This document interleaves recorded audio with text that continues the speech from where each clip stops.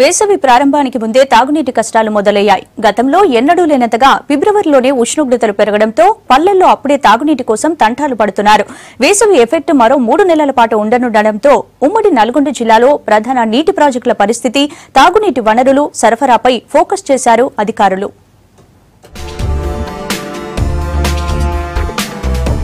వేసవి ప్రారంభంలోనే తాగునీటికి తంటాలు మొదలయ్యాయి. ఇప్పటికే ఫ్లోరైడ్ వాటర్ తో సతమతమయ్యే నల్గొండ వాసులకు ఇప్పుడు తాగునీటి కష్టాలు మరింత తీవ్రమయ్యాయి. బావులు, బోర్ల దగ్గరకు జనం పరుగులు తీస్తున్నారు. మారుమూల పల్లెల్లో పరిస్థితి మరింత దారుణంగా ఉంది. దేవరకొండ డివిజన్లోని చందంపేట, నేరడుగొమ్ము, డిండి మండలాల్లోని తండాల్లో నీటి ఎద్దడి అప్పుడే మొదలైంది. దేవరకొండలోని 268 గ్రామాలకు ఈసారి తాగునీటి ఎద్దడి తీవ్రంగా ఉండే అవకాశం ఉందంటున్నారు అధికారులు. ఇప్పటికే 2 మండలాల్లో 15 గ్రామాలకు ట్యాంకర్లతో తాగునీరు సరఫరా చేస్తున్నామన్నారు.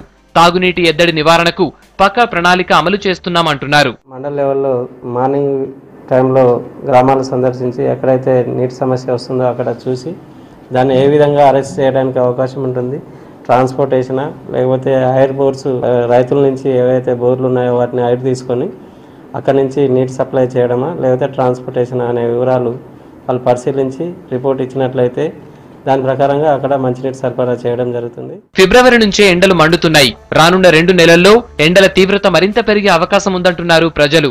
నల్గొండ నుంచి యాదాద్రి వరకు దాదాపు 567 గ్రామాలకు తాగునీరు అందిస్తున్న ఉదయ సముద్రంలో నీటి నిల్వలు అడుగంటుతున్నాయని ఆందోళన వ్యక్తం చేస్తున్నారు. రావాల్సినంత నీరు కానగల్ చెరువును నింపేటటువంటి పని జరగట్లేదు. అదే రకంగా జీడ వెళ్ళి కనగల్లు, ఐటిపాముల ఈ చెరువులను నింపాల్సినటువంటి అవసరం ఉంది. ఈ ఎస్ఎల్బిసి ఏఎంఆర్పి కాలువకు అనుసంధానంగా ఉండేటటువంటి అన్ని చెరువులను కూడా నింపి నీటి ఎండాకాలంలో నీటి ఎద్దడి లేకుండా చేసేటటువంటి ప్రయత్నం చేయాల్సినటువంటి అవసరం ఉంది. ఉదయ సముద్రం పూర్తి స్థాయి నీటి మట్టం 1.5 టీఎంసీలు కాగా ప్రస్తుతం 0.5 టీఎంసీల నీరు మాత్రమే ఉంది. ఇక అక్కంపల్లి బ్యాలెన్సింగ్ రిజర్వాయర్ నుంచి నీటి విడుదల కొనసాగుతున్నా అక్కడి నుంచి ప్రాజెక్టు నిండటానికి చాలా సమయం పట్టే అవకాశం ఉంది. ఈ రిజర్వాయర్లోనూ వాటర్ లేకుంటే దాదాపు 500 గ్రామాల ప్రజలకు తాగునీటి సమస్య తప్పనట్టే. నీళ్లు రాకపోవటం వల్ల ఎక్కువగా ముఖ్యంగా మహిళలు క్లోరిన్ వాటర్ కొనుక్కొని బోర్లలో వచ్చేటటువంటి వాటర్ కొనుక్కొని తాగటం వల్ల కూడా అనేక అనారోగ్య సమస్యలకు గురి కావాల్సినటువంటి పరిస్థితి ఏర్పడతా ఉంది. అందుకే ముందస్తు ప్రణాళికలు తీసుకొని ప్రతి వార్డుకి ట్యాంకర్లను పంపించి వాటర్ సప్లై చేయాల్సినటువంటి అవసరం ఉంది.